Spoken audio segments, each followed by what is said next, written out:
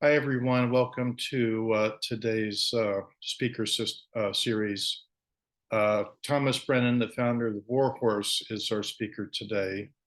The War Horse is an award-winning nonprofit newsroom exploring the human impact of military service. Uh, the War Horse seeks to strengthen our democracy by holding to account and improving understanding of the true cost of military service, something that one of our members suggested was um, a big bill to fill. The War Horse's reporting has been published in partnership with leading newsrooms and magazines and has led to multiple changes in military and federal laws. The War Horse is also more than a newsroom. Its writing seminars have become the preeminent professional journalism development program for veterans and military family members. Thomas Brennan served as a Marine infantryman in Iraq and Afghanistan before studying investigative reporting at Columbia University's Graduate School of Journalism. His reporting has appeared in Vanity Fair, Center for Investigative Reporting, and on the front page of the New York Times. He's held fellowships at the Dart Center for Journalism and Trauma, the Center for New American Security, and the George W. Bush Institute. Thomas is the recipient of 2 Fourth Estate Awards, 3 Edward R. Murrow Awards, and the Robert F. Kennedy Human Rights Journalism Award.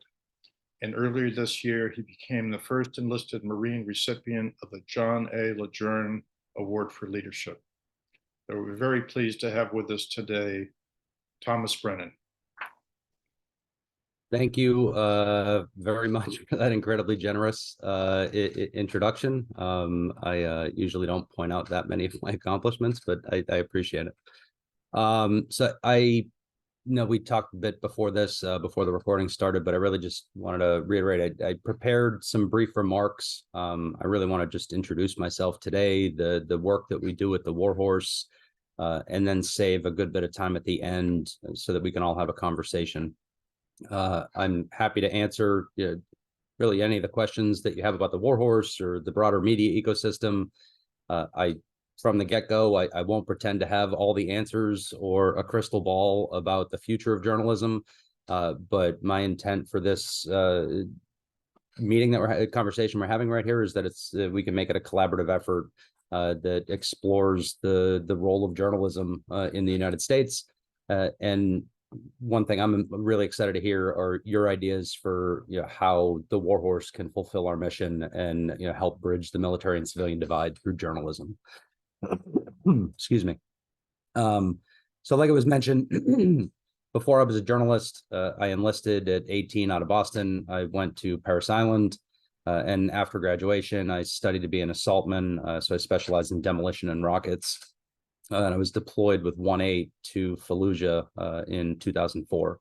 I was part of Phantom Fury in November, and then after that deployment, we wound up doing the 24th MEU in 2006, and then which was where I re-enlisted, and I wound up working as a range coach and ran the tower and became a PMI, a marksmanship instructor down at Parris Island, teaching the recruits how to shoot. After that, my monitor thought it'd be funny to send me back to 1-8. So I went back to the same company that I came from, where I was a squad leader. And we deployed to Helmand Province, Afghanistan. And that's where I was assigned to a combat outpost in the middle of nowhere. It was just myself and 13 Marines and a corpsman. But if I'm being honest, I loved it. We were miles away from our chain of command. We got left alone. We got to do the mission, and we didn't have anybody crawling up our back. But my favorite memory from that time, and a lot of what motivates me today, is the memories that I have of eating dinner with my squad that night. We wound up having a small little campfire. Broke the rules.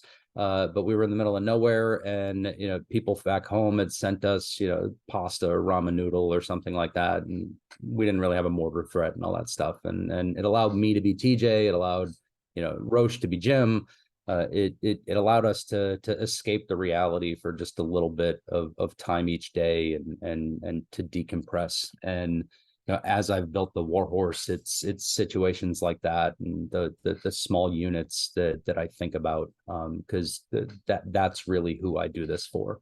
It is the people wearing the uniform now, and the families that serve alongside them.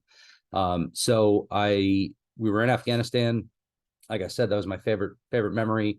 But on November 1st, 2010, I was leading a foot patrol. We were in a village that we were known to, we always got shot at when we went in there.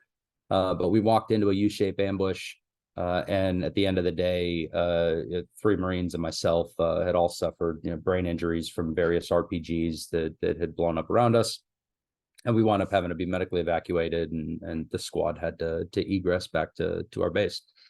But one of the things that I'm most grateful for that day is that we had a journalist who was embedded with us from Reuters, and he photographed the entire day. And at least for me, having access to his photos when I was going through my therapy later on, and when I was struggling with not being able to remember what happened that day, they were really priceless in filling in some of the blanks that I think might have driven me mad, if I otherwise wasn't able to find some of that closure. So I finished up my tour in Afghanistan. I kind of hid some of the balance stuff and the memory issues that I was having from my guys. I couldn't explain them. The doctors told me they were going to go away, and I tried to suck it up as best I could for the rest of the deployment. But when I got home, I asked for help. Some of my leaders, to put it bluntly, I feel like they turned their back on me when I asked for help. To their credit, some didn't. But at the end of the day, I was called a malingerer, despite my deployments, what I'd done, the accomplishments I made, and the treatment that I endured ultimately, led to me trying to kill myself on the day of my retirement ceremony. Thankfully, I didn't. But my therapist had handed me a notebook, and I had started writing, and that had really it was helpful therapeutically. And I decided to write a thank you note to the journalist who had taken those photos. I didn't know anybody who barely knew people who went to college, right? Like, as an enlisted guy, I only knew the platoon commanders did. And I wasn't going to ask them to fix my commas or something on a letter to a journalist.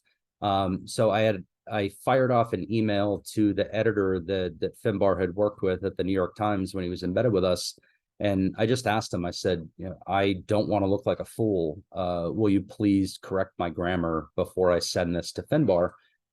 And to my response, to my shock, I think it was an hour-ish later, sometime later that day, I got a response that was, can we publish this, please? And so my journalism career started at the top, and I came crashing down to local reporting after that.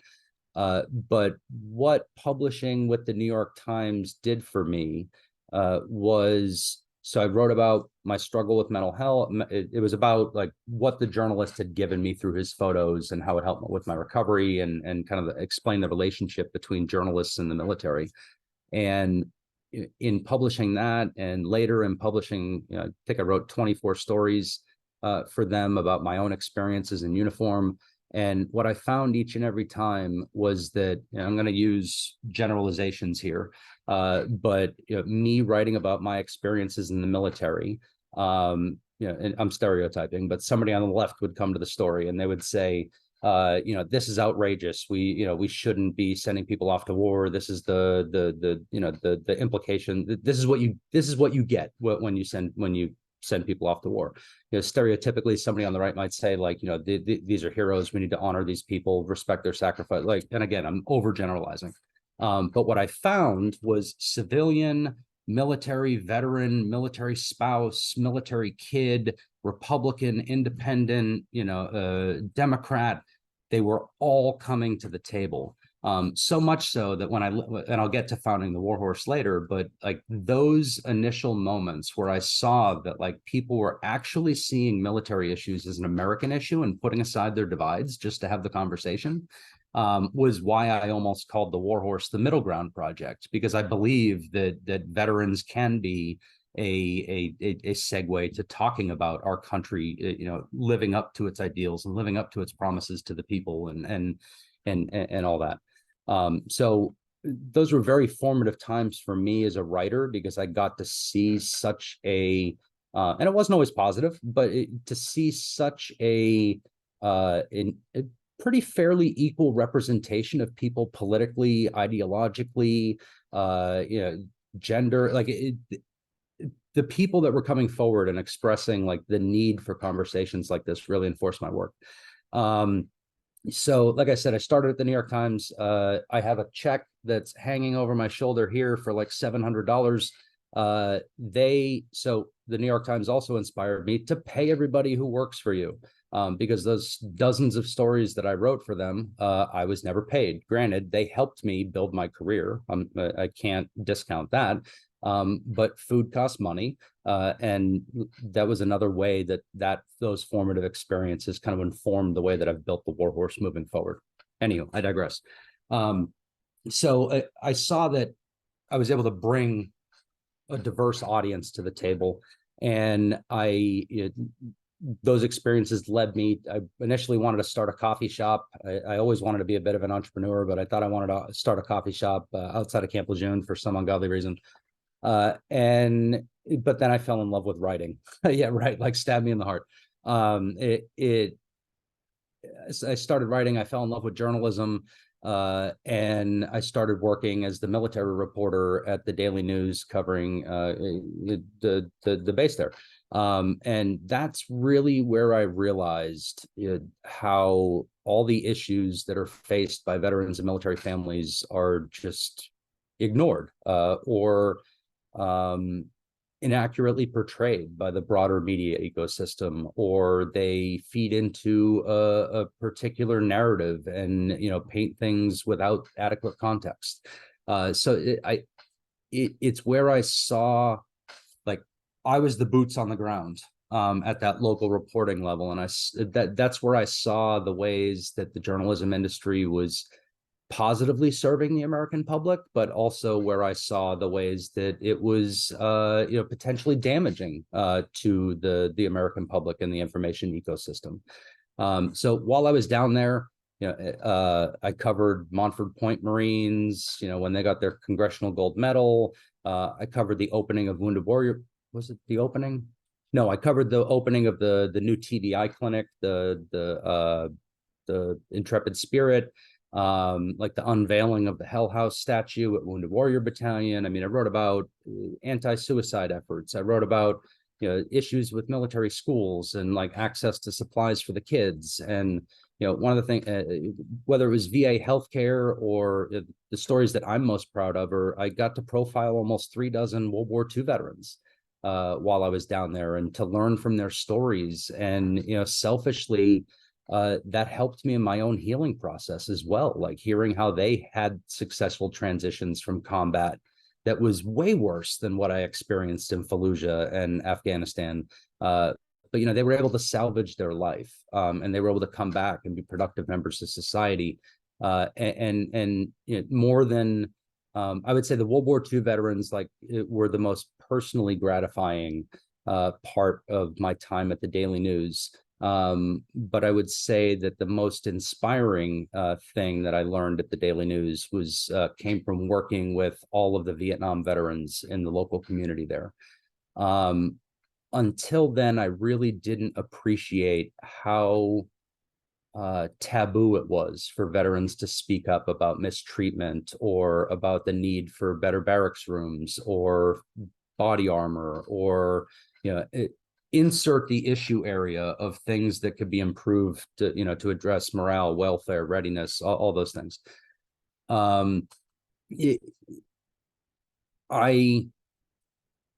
It reinforced, like, I just lost my train of thought a little bit. I'll blame the TBI. But it was working at the Daily News and seeing Vietnam veterans, and learning that it wasn't, having it reinforced that it wasn't always okay to say that something was, to speak up and say something was wrong, I think showed me, like I was talking with Tom earlier, like the Vietnam veterans, while I was at the Daily News, learned to see them as like the trailblazers that made it okay to try to improve things, like to address the issues that exist in in our ecosystem. And it's really where I saw kind of as I look back on that, it's why I see the War Horse as kind of somebody, an organization that carries the torch forward on like keeping that conversation going and making sure it's still okay to ask for better, right, and to demand more from the officers who lead our young men and women into combat, because they deserve the best and they deserve to trust their leadership. And if you look back to General Lejeun's remarks, right, like it's a scholar and it's a teacher and scholar relationship, not an abusive one where it's somebody working for the other one, right? So the veterans of past generations really inspired me to try to figure out a way to make the conversations about vets and military families more of a part of the national conversation. But what wasn't clear to me back in 2014, when I was 2013, when I was applying to school, was that the severity of the problem or how bad it would really become. Turns out I was the last full-time military reporter to cover Camp Lejeune. There hasn't been a full-time one since. Like I have driven on the base since I've moved away. The number of stories that exist there, from storm damage and mold and just what I think is a lack of accountability of leadership to fix blatant issues. Like the story list is pages long, just driving on the base, with normal access as a retiree. And that doesn't even include the tips that we get from the Marines and sailors and family members who live there, right? So I wanted to find a better way. I didn't understand the severity of the problem. But to give you a little bit of context, like today, the US spends more than $1 trillion on defense and veteran affairs. And there's only ever been one content analysis study that's ever been done, and it's only looked at nonprofit news. And what was found was that less than 5% of all journalism focuses on our single biggest budget issue as a country. And that we spend more than twice on defense and veteran affairs than we do on healthcare, education, infrastructure, and diplomacy combined. So as I was learning all that, I was seeing Defense One was being divested from the Atlantic, Stars and Stripes struggling to survive, Military Times, having its staff decimated. Like I could go on and on and on about, New York Times shut down the At War blog that I got my start at, Checkpoint at the Washington Post shut down. So like time and time again, news have disinvested their coverage of veterans and military families. So the problem is way worse than it was when I first started War Horse. But at the same time, like as I was at that local reporter, service members, they didn't have the basic necessities that they needed. They didn't have the aircraft parts. They didn't have working computers. They didn't have functioning air conditioning in the barracks.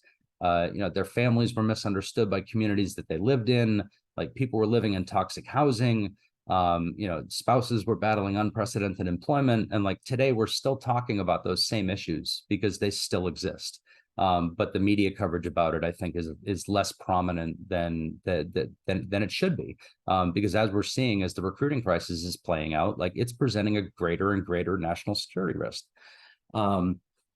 So in 2014, I applied to Columbia University on a whim. Full transparency, they were the only graduate school that didn't require a GRE. And after the brain injury, I went from being like a math whiz to like really struggling with second grade math. And I didn't want to have to take a math portion. So because they were the only one, I said, screw it. Like, I'm just going to apply to them. And for some reason they let the grunt in. Right. So I went up there with the hopes of being a magazine reporter. But it was probably about after being there for 2 or 3 months, I was in my investigative reporting class, and that's when they took us on a field trip to a newsroom called the Marshall Project. They're a small, not well at the time. They were a small nonprofit newsroom that focused on criminal justice. I jokingly call it their office back then is like the New York City equivalent of a command post. At the time it had crappy desks, equipment was everywhere, like it was just a small team like trying to do good work. And I remember leaving that day and just reflecting on the state of military reporting and how I didn't see many job opportunities for myself moving forward. Like I couldn't look out and say, I want to be that person. Like there's a career there in 15 years that didn't exist, and it still really doesn't exist today in the military reporting space, because there's no job security as a military reporter. So I left there wondering, like, could there be a nonprofit newsroom that was focused on the military? Because I really respected that they were transparent about where they got their money. Like, nonprofit newsroom, not all of them, I will say. We fact check everything that we publish. It runs through a secondary editorial process to double check our work and the documents that we're citing and all that stuff. But like I saw the brilliance in the basics emerging and or existing in nonprofit news, and I thought that could be good for the military reporting ecosystem, and I just left curious, like, could there be something here? So I pissed off the entire career services team at Columbia. I didn't apply for a single job. I didn't apply for a single internship. I didn't do any of that when I went to leave. I jumped straight into building, a rudimentary business plan for what I thought the Warhorse could be. What I knew early on, even before I knew what our name was going to be, was that we were not going to publish breaking news and we were not going to publish opinion. Like I think that the ecosystem is oversaturated with those things. And I believe it allows you to rush toward publication. And the Marine Corps taught me slow is smooth, smooth is fast. So we have always modeled ourselves after, ProPublica and other nonprofit newsrooms that really take their time. We're not, trying to publish by us. I mean, we have deadlines and we try to publish on, according to a strategy, like a workflow. But it's not like we say, like, we have to publish this on the 15th because there's, X Senate vote or what, nothing like that. And I think that it's the avoidance of breaking news and opinion and reactionary coverage that allows us to maintain that. So, from the very beginning, I saw, I launched the Kickstarter campaign in 2016. And from the very beginning, I saw our mission as bridging the military and civilian divide through journalism. And along the way, I realized that we had to empower veterans and military families in order to restore America's trust in the journalism ecosystem. Because I'm not breaking news here, right? But there's a trust issue with the news ecosystem and in journalists right now. And in many, many instances, it is very, very well deserved. On the flip side, I think that there's some incredible reporters doing incredible work and just trying to make the world a better place and existing in a very difficult, financial ecosystem.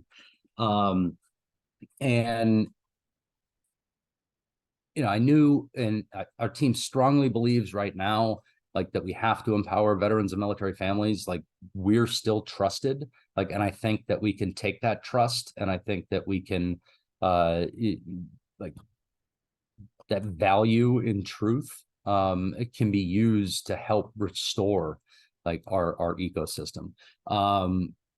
Because honestly, like, our team strongly believes, like I said at the beginning of this, that military issues are not partisan issues. Like, I don't see these as red or blue issues. I see these as American issues. And during the last 7 years, to kind of get in the nitty gritty a little bit, we've convened what I think is a world-class board. We've now grown from just like part-timers to a full-time team of 7. And we've raised close to $3 million, from people, organizations, corporations, that span, the ideological spectrum. And we list all of those on the website, because I believe in transparency and us being able to be held accountable as well.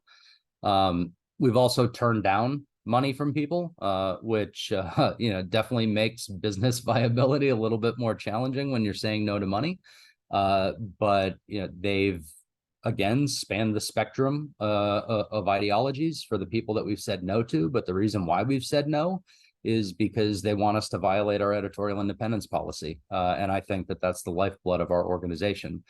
We need the flexibility to be able to, not the flexibility, we need the freedom to be able to follow where the story leads, and not have the restriction, the expectation of any journalism for hire, right? Like I think it's okay to receive funding for healthcare reporting broadly, right?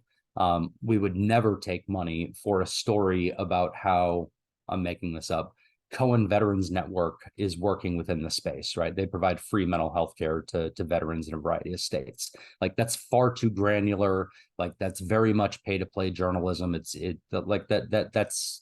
hitman type stuff. And like we have never and will never, represent that type of reporting. I think that's truly a disservice to the American public.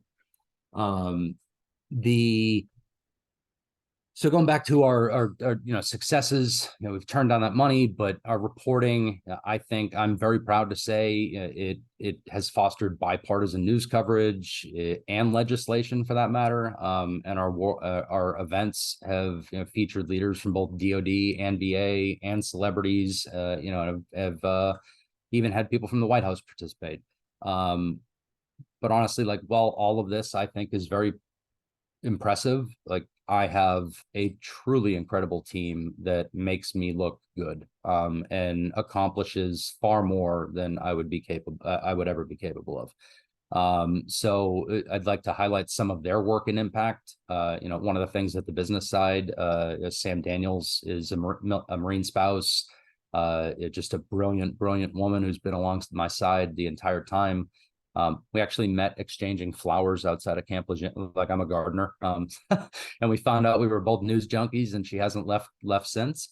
But a big initiative of hers, since we believe in transparency, is like she has a background in finance, and she was a military spouse that was struggling to find employment.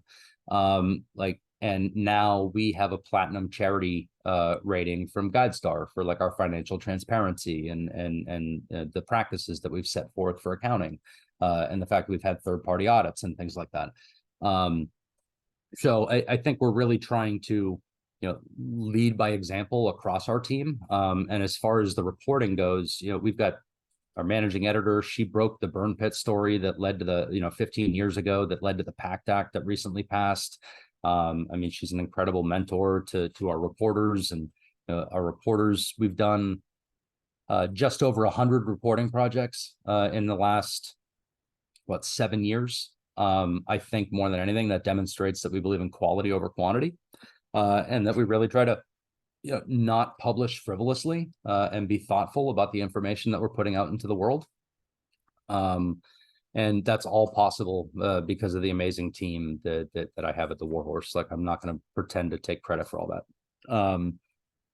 Many of you in the past, our Marines United reporting or have heard of it.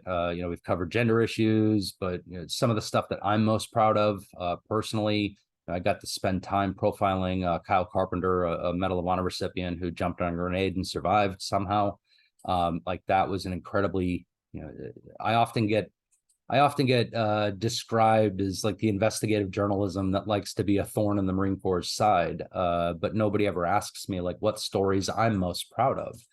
Like I'm most proud of profiling Kyle. Like I'm most proud of writing my, I wrote a 9/11 anniversary piece where I was a sergeant. Like I wasn't a big timer, but I got to talk to 3 commandants. I got to talk to 2 sergeant majors of the Marine Corps. Like I got to talk to the commandant, the attorney for 6 or 7 commandants. Like the people and the access that I got for that story were, if I put on my sergeant chevrons for a few seconds, like Sergeant Brennan would never believe the people that I have spoken with in the Marine Corps. And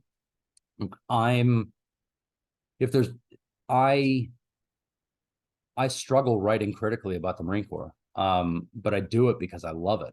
And because I know what our core values are, and because I know that like there are Marines that want to live up to those core values and do the right thing. But I experienced hypocrisy of leadership on my way out the door. And I see journalism as a second chance to stand up for people who and give voice to people who are voiceless or have been victimized or otherwise wronged by a system that's much more powerful than they are. So to kind of keep going, like I'm almost through, I promise. But the reporting has been amazing for us. I love what we do. I'm proud of the work that we do. I am proud of the rigor that we've put into the publication process. But you know, if I'm being honest, my favorite program that we run is our writing seminars for military families, or for veterans and military families. We've hosted 6 of those to date. We've trained over 70 people. They've ranged from generals to privates. They include all branches of the military. You know, we've hosted one for just women vets. We've hosted one for corpsmen. We've hosted, but the most personally meaningful one for me is somebody who, you know, has seen the body bag get zipped up and like watched somebody from the squad get hauled away. Was the most recent one that we did, and that was for Gold Star children, where we brought together roughly a dozen Gold Star kids, and all of our seminars are expenses paid. You know, they get a stipend to pay for everything from their Uber to and from the airport. You know, if they need shaving cream, they can do whatever they want with the $500, like to get to and from where they need to go. And then we pay for their flights. We bring them out. It's all expenses, and we pair them up with award-winning journalists, world-renowned authors, publishers, agents, and we give them a week where they workshop their stories alongside those people. And mind you, all of those people volunteer their time to come out and spend time with the cohorts. And then we work with those people and we help them publish their stories. Some of the most notable outcomes from that are, you know, we had an Army medic who went through the Medics and Corpsmen seminar, who was profiled by PBS NewsHour and had like a national story about the moral injury and kind of processing his experiences as a medic. You know, we've had other graduates who've gone on to speak at South by Southwest on big panels. That same person's working on the Hill right now, you know, as a congressional staffer. Like, it changed around her life. Others have written memoirs. Some have become journalists. So that program to me, going back to the New York Times and how I said I kind of stumbled into publishing for the best place. The greatest gift that editor gave me was continued access to him, because he continued, like, we were all, well, everybody but one of us was in the Marine Corps. So I can't speak to the Army model of mentorship, but like all of us as Marines, like, we know how much we value mentorship, and we know how much we value bringing up the next generation and passing on lessons learned and like really trying to make things better than you left it, right? I am so privileged to have had some of the, I mean, World Press photo winners, Pulitzer Prize winners, like some of the best minds in writing and journalism and academia had all opened up their doors with very little, no hesitation to help me just because I asked. And I firmly believe that, like, those people having that open door policy and their willingness to mentor is why I'm where I'm at today, and why I'm able to do what I do with the Warhorse, and hopefully why we're going to continue to be successful into the future. But the seminars are my way of really paying forward that same opportunity that I was given. And I'm grateful and blown away every single time that we show up to those seminars and all those volunteers show up.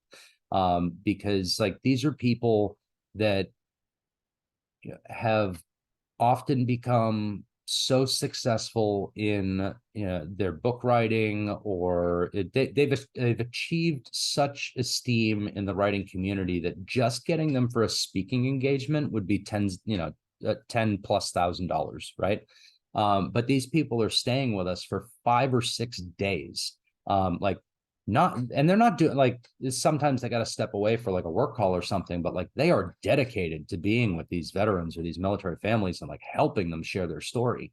And that to me, that's why it's my favorite program that we do, is because I remember what it was like when I was thinking of sending that email to that New York Times writer. All I wanted to do was write a letter.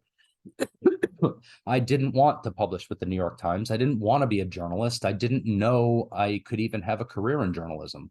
But he got back to me, and what I couldn't see was the stepping stones of how to get from where I was with no experience to where that person was as one of the most senior, like he was just about to hit like his 40th anniversary at the Times. Like he was about to start running the Times Museum of like some of the biggest stories that they ran in the history of the newspaper. Like he was an influential dude. But I owe my career to him being willing to mentor me. And I've really tried to instill that into the seminars. And I think that the survey results that we have, like people say that they leave away feeling like they have the tools and the information and the access to be able to publish their stories, not just with us, but with other locations as well. Because we want to be a force multiplier. We want to be the teaching hospital, right? And the final thing on that note that I'll go ahead and kind of end with before I turn it over for questions and to talk about stuff, is where we're heading in the future, because I think it really builds on that mentorship and education model. So we're going to continue doing the writing seminars. Those are going to be done twice a year. I'm excited about the one in the spring that we're doing. So California has the highest population of incarcerated veterans in the entire country. So we are partnering with San Quentin News, which is an inmate-led newsroom up at San Quentin. And we're going to be doing a writing seminar for roughly 25 incarcerated veterans there. Help them write their stories. Preliminary information, I believe that largely from older, potentially Vietnam era Desert Storm generations and stuff, with contributing factors from their service. And that's just, I'm overgeneralizing, but that's kind of how I understand a good percentage of the population that we might be serving there. And then second to that, like building on the seminars, those have always been our proof of concept for what I hope is going to be, will help us accomplish the part of our mission that I mentioned very early on of empowering veterans and military families to really rebuild news in communities across the country. And that's us trying to launch our military spouse reporting network. Some of the best military reporters that exist in the ecosystem are married to the military, and they travel around, and they would be full-time correspondents or staff writers with major newspapers across the spectrum, if they weren't bouncing from Germany to Yuma to this place and that place, and having to relocate 7 times. So I want to tap into that talent pool.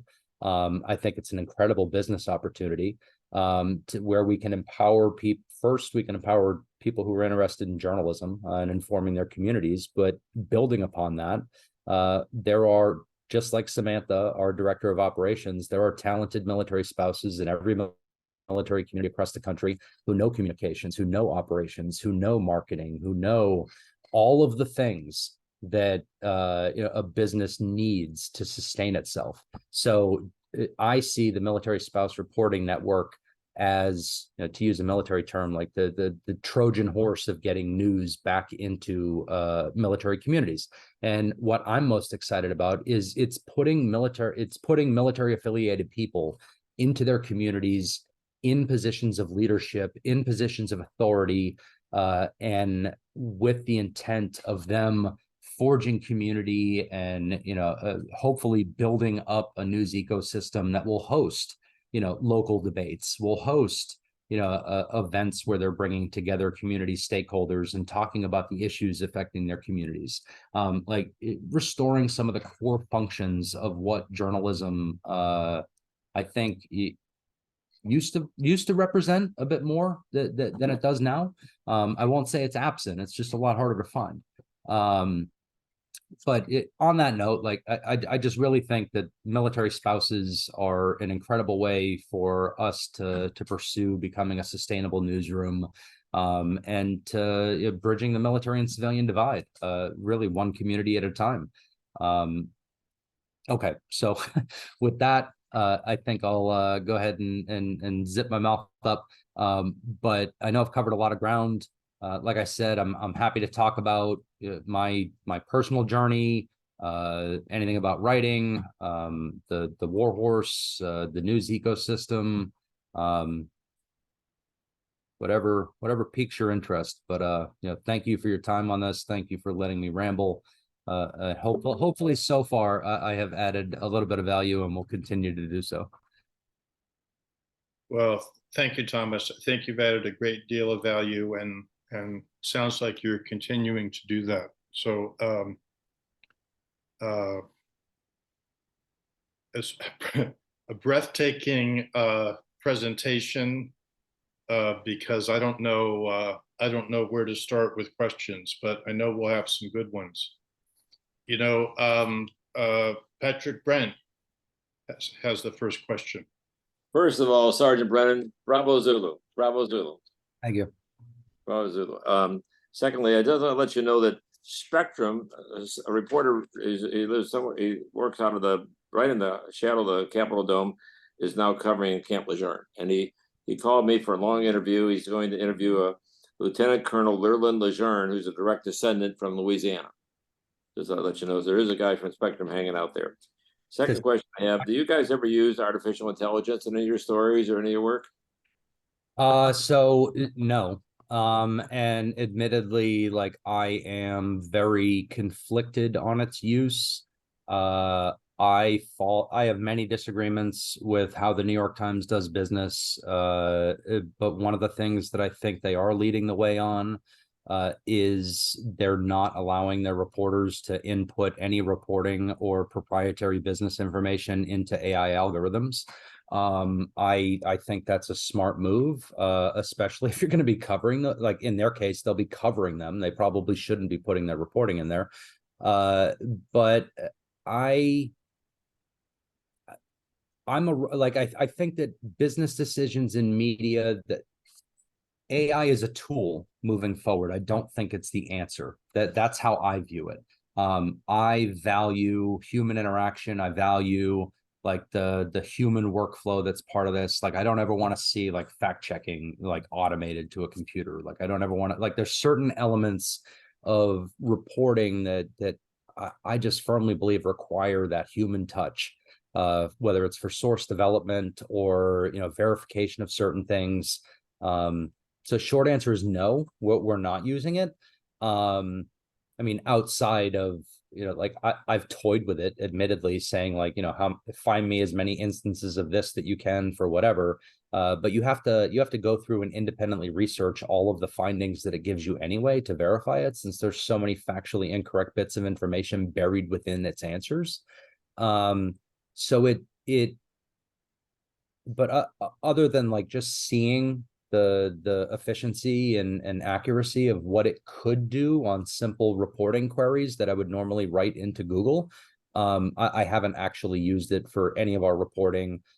We've had team meetings where we discuss like not using those things, and even as far as like image generation, because what happens if we ask what's it, Google Bard, or I don't know, whatever one of the image generator ones is, what happens if we ask it to create a graphic that says, hey, give us I wasn't aviation, but give us a F-17 Hornet or whatever, and all of a sudden it gives us an aircraft that to a non-expert eye we think looks like it, but all of a sudden we publish a story with an image that has the key identifying features of a Russian aircraft, right?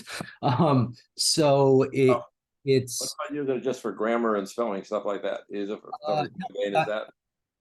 we still use a copy editor. That's a completely separate, like I think that there's a point where too many hands in the cookie jar is a bad thing. But I think the independent processes of publishing a story, like I'll use myself for example, it's the same. There's mild deviations depending on what type of story it is, if there's visual elements and things like that. But for the most part, like I will finish my draft, it will go to editing. My editor will get me edits back. I'll work on those. She'll get it back. She'll approve, whatever.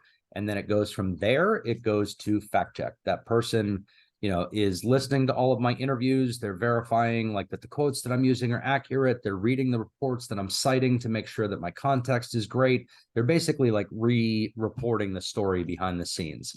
That doubles, maybe not doubles because reporting takes longer, but they'll try to disprove certain statements that people make or things like that. It's a different reporting process. And once that happens and it goes back to editing, me and the editor in this instance would accept, correct things as needed, whatever the case is.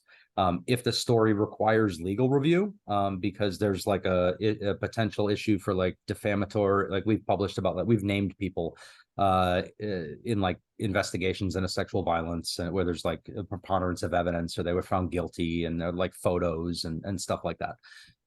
Like all of those create a legal liability. So we run stories by those through legal, which is another separate process where they review all of those different elements. And that's Baker Hostetler who represents us. And once it's all through that, that's when it'll go to copy edit. It'll go back to the editor to deal with whatever the lawyer says, but then it goes to copy editing and then it enters production where we're talking about web layout and things like that. So I see each of those instances of it passing hands as, maybe not, each step may not expressly be quality assurance, but each step is part of what I think is like quality assurance as we're moving toward publication, if that makes sense. When you were in Afghanistan, sorry, you were the squad leader. You were the head guy at that unit out there in the middle of nowhere. Is that correct? Yes. Did you guys have beer? No. No booze at all. No booze.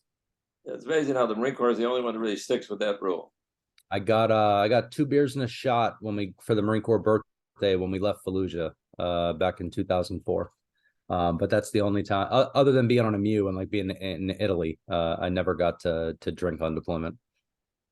Yeah, they were doing when I was over there. They were doing a lot of the fake beer, the non-alcoholic stuff. Yeah, you could buy that at the PX, but just a waste of time. I think we're the only Navy in the world that doesn't have liquor aboard ships. The only Navy. Well, Correct. Thomas, would you say personally that in leading the Warhorse, your role has, or your job description has gone from journalist to manager of sorts, or symphonic conductor, or I definitely wear a range of hats for sure. I'll level with you. My happy place is, sitting down and writing. Like that's where I'm at peace. That's where, like I am proud of the seminars. I'm proud of, all the different things that Warhorse has accomplished. But I've yet, like, so seminars are definitely amazing. I can't discount that. But like when it comes to reporting, the awards are great. Like I'm not going to say the recognition's not great. The people saying that you do good work is wonderful. But the most meaningful part of any reporting project for me is always when like a source tells me like, you fucking nailed it, man. Like, good job. Like you got it right. Like you didn't misquote me. You didn't like, so when the people that I'm writing about, confirm to me that like I did my job and I was thorough. Like one of the biggest examples that sticks out in my mind that still means so much to me to this day, was Kyle Carpenter. After I wrote that story about him jumping on the grenade and his whole medical process, my entire print piece didn't feature a quote from him. Like he gave me access to his doctors. He signed HIPAA waivers. Like I talked with his case manager for Semper Fi Fund. Like, I mean, like met with his mother behind his back. Like, I mean, like not behind his back, like without him there. Like, I mean, like he fully trusted me. And when all was said and done, like he told me as he read my story, he didn't know what the end was going to be. Like he'd never seen his story told that way. And like, he was just so appreciative for the attention and detail that I put into it. And I could name a number of other assignments that I've worked on, from World War II vets to, survivors of sexual violence, that have said like, just thank you. And that to me is like when I fundraising and trying to start a nonprofit newsroom in 2023 is it's not for the faint of heart. But like the image that's across from me is like where our gear used to hang in Afghanistan, like where we used to hang it. Like it really is for me like about that boots on the ground perspective, like giving voice to those people, like trying to make those experiences heard. So I think I kind of deviated from the question a little bit, but No, that's okay. Personally, I've become very aware of, largely from personal circumstances, how the role of the military spouse and the military family is, and that they're really a sort of invisible, until they're truly focused on and called out. Yep. And I think in terms of Americans understanding the military, I don't personally think there's a greater level of not misunderstanding, but of unknowing than that story of the military family. And they get packed up and they move every year or two and change schools and hopefully change jobs. And well, and it's the kids that, I mean, I'm not at all discounting the sacrifices of military spouses. Like that is, I've seen it with my wife and our friends and other people that I serve with, and other people that I've got to know throughout the reporting process. But even as I reflect back on it, like it's my own daughter that makes me so passionate about like really wanting to give voice to military children in particular. Like I'd love a day where we were really looking at base education and access to mental health resources for kids, and what transitions like for them from base to base to base is because like I mean, marrying the military was a choice, right? Being born into the military is not a choice, and they just have to deal with what's thrown at them, and that's just the reality. And especially as military children of a post 9/11 generation are less inclined to serve, that's always been a deep recruiting base for the military, especially the Marine Corps. Generational service, it being a family business. And if less military families are going to carry on generational service, I think that screams to me that we need to better understand the experiences that they had. I'm if I could snap my fingers and have all of our money problems would be solved, like I would throw so much reporting resources at military children and military families. And I think that would just be a natural focus where if we had our military spouse reporting network, and let's just assume it was running and had the infrastructure it needed and all that, like I'd be willing to bet that military spouses are going to make sure that the kids are part of the coverage, and the experiences of military children is robustly represented in the product that we put out into the world. how do you envision the military spouse reporting network? Would that be a division of the War Horse, or how do you see that coming together? Yeah. So our nonprofit accounting so we're still a business, we're still a corporate structure, but like we have two programs when it comes to like reporting to the IRS and filing our 990 and how we like account for our money. One program is Newsroom. That's pretty straightforward. That's the news that we publish. The other program that we have is the Writers Program. That is where we do our writing seminars. That is where we will eventually house the military spouse reporting network as far as training goes. If we ever get to the point, sorry, I will speak more positively when we get to the point of launching our national campus.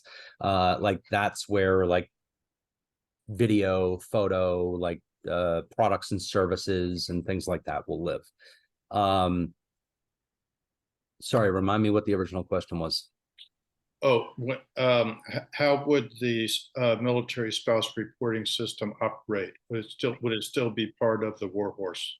It would still be part of the Warhorse. I'm already talking very early conversations with Google as a potential partner. Report for America is interested. I'm having really early conversations with a DC based university that I can't name yet. But it's I'm trying to build a cohort of people and organizations that will help us host this training, because it's going to be an immersive, like I envision like a 7 to 10 day graduate course of how to be a military reporter.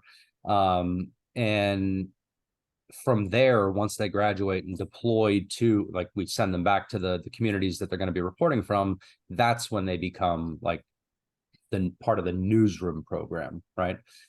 So writers program is incubation for talent, for that's our training pipelines. And eventually, once we get to the having a national campus, and I envision our spinoff, not spinoff, that's the wrong word. Right now, Warhorse is a 501c3 nonprofit, and I'm still researching the business structure aspect of this, but I envision a like Warhorse Studios, which would do the streaming, could do documentary film, could do podcast. All those could be products and services. I envision that being potentially like a public benefit corporation or a B corporation parent company that still allows Warhorse to be independent. I believe that the independence for me, it was important to the first people who gave us money. It's important to me, and it's expressly stated to people on our team as part of like the attrition plan. If I get smoked in a car accident picking my daughter up from school, like, independence is important. And it's, if I could convince the American public of one thing that I think could help its relationship with journalism and journalists, I would say to give more faith in the fact that the individual journalist wants there to be independence. They want there to be no financial influence. They want there to be the ability to dive deep. Like Tom and I were talking before this, like, just like, the Marine Corps makes mistakes, but I say the overwhelming majority of the Marine Corps is like trying to do the right thing, trying to, accomplish the mission, trying to do as good as possible with whatever leftover gear from the Army we get that month, right? Like it's I walk down the street in a Marine Corps sweatshirt and I get treated one way. I walk down the street here in Virginia with a Columbia Journalism School sweatshirt on, and I get a completely different, response or looks, right? But I think that if we could get the American public to see that, like, the individual journalist, I think, is trying to do the right thing, and that we need to address the power structures around them that are contributing to the problem. I think that would shift the conversation and help lead us in a more productive path. Well, thank you. Well, our time has come to the end, and speaking for the chapter and everyone in the audience today, I really appreciate you being here and sharing so much with us. And I feel like we could talk to you for another hour or so. Yeah, if anybody has any final questions, I still have a few minutes, and I'm happy to keep going. But if you guys have to go too, okay. Well, no one's rushing out the door. I hope you'll be able to come back and talk to us again. let me know when. You're always welcome to send us news of big things going on that you want us to know about, and we'll try to tell others. So yeah, I'm trying to figure out a way to. I'm trying to get out to the Bay. You're in the Bay or San Diego? I can't remember what you said. San Francisco Bay Area. I'm trying to get back out there. to hopefully, one of the big challenges for me is, I wasn't rubbing shoulders with the rich and powerful when I was in a fighting hole in the Marine Corps. Hosting networking events and like really trying to expand the awareness to our work is a big core focus of what I'm trying to do right now. I'm sure. If anybody has any ideas for how to, I mean, every business needs more money and more people, right? Like I'm not going to sugarcoat it and say that like I don't need to fundraise, but like the networking and expanding the sphere of influence and increasing the awareness to what I think is the incredible work that we do. It is the means to that end, I think, and kind of the best way to. It's a much better way to build relationships than just flat out asking people for money. We do have, of course, the Marines Memorial Club here, which hosts speakers routinely. And I'm sure they would welcome you. And we're also home to a number of college journalism programs from Cal, San Francisco State, San Jose State, Sacramento State University. Two of our reporters actually live in the Bay. One lives in Oakland, and then the other one lives in the next town over from Oakland that I'm drawing a blank on. And I mean, if there was ever anything in the Bay, I mean, we have a pretty strong representation out there, and it would only be just me who had to travel out there. Sure. As far as relationship, like I know Mike Seri, who I think is on the board of the, he's a PBS NewsHour correspondent. I think he's on the board of the memorial. And then, I mean, just as far as journalism professors at Cal go, if you needed anything there, I have some pretty strong connections on that end. Oh, terrific. So you're in good shape. If you wanted to invest, a few days of your time out here, you could do several gigs, and we would do what we can to to help you, just boots on the ground. And same with your upcoming writing seminar at San Quentin next year. Oh, thank you. That'd be really helpful. PT, I remember you, Tom. I think it was San Quentin. The what? Now I remember where I first met you and Tom Graves. It was at San Quentin. That could be. That's a humor, Sergeant. Yeah. Anyway, it's been great having. If we get a recording on this, we can put it. I have a newsletter. It goes up about 6,800 people, and we get a recording of your talk. We can get it out. So once again, it was a great job. Thank you. Yeah, thank you so much. I appreciate it. And I'll let you know when I'm finally coming out to Hawaii so we can link up in person. Well, good. Terrific. Thank you so much, Thomas. Thanks everyone for being here. And I look forward to keeping in touch. Same here. Have a great day, everybody. Thank you. Take care. Bye. Aloha.